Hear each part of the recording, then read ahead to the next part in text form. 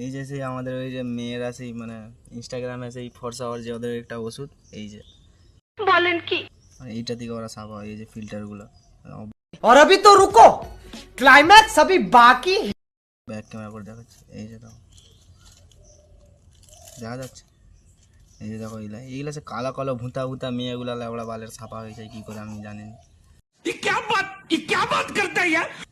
এইগুলা দিয়ে ওরা বিশাল ছাপা হয়ে যায়। এই যে ফিল্টার ক্যামেরাটা কাজ করলে সে দেখা না লাগা, এই যে সব মেজানাদের পর্দা ফাঁস করে দেবো আমরা। এই যে দেখো লিপস্টিক, এই যে এরকম এই দেখা যায় তো, ভাইরাল করতে হবে মেয়েগুলাকে।